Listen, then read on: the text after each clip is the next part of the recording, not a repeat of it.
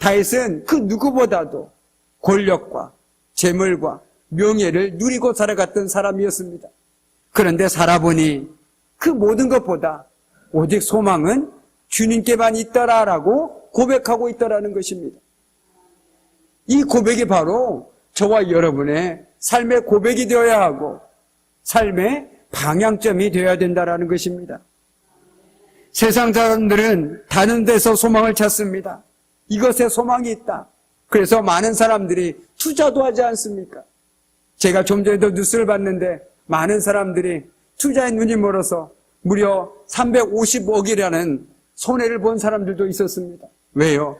그 사람들에게는 돈의 소망이 있었기 때문에 어떻게 해서든지 돈만 벌면 된다라고 생각했습니다.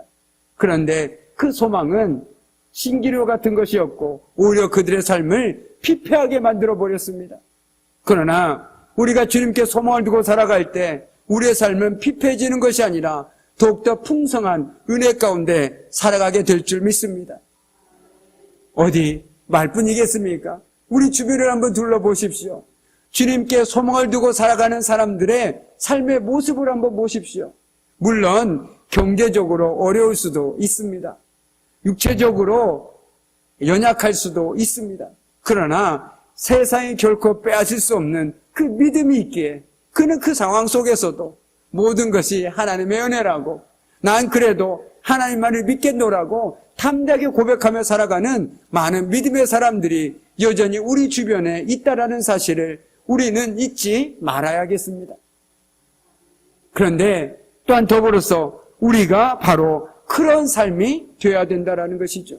누가 뭐라고 해도 세상이 뭐라고 얘기하든 우리의 소망은 오직 주님께만 있습니다. 그 외에 다른 것에 소망을 줄 때 우리에게 찾아오는 것은 자괴감과 실망감뿐입니다. 그러나 우리가 주님께 소망을 두고 살아갈 때 주님은 결코 우리를 실망시키지 않으실 것이며 많은 믿음의 사람들의 삶 속에서 역사하셨던 것처럼 우리의 삶 속에서도 풍성한 은혜로 충만하게 채워주실 것이라고 믿습니다. 오늘 우리가 읽은 말씀에서 솔로몬은 인생의 가장 원초적인 문제, 어쩌면 우리가 생각하기 싫은, 피하고 싶은 죽음에 대해서 이야기하고 있습니다. 그리고 그 죽음의 문제에 이르자 무엇이 정말 우리 인생에서 중요한지 다시 한번 깨닫게 되었습니다.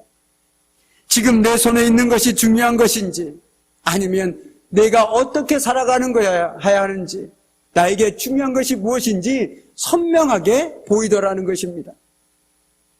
뿐만 아니라 온 마음과 몸으로 열과 성의를 다해 살아왔지만 그것조차 죽음 앞에서는 그렇게 의미 있는 것이 못됨을 알았습니다.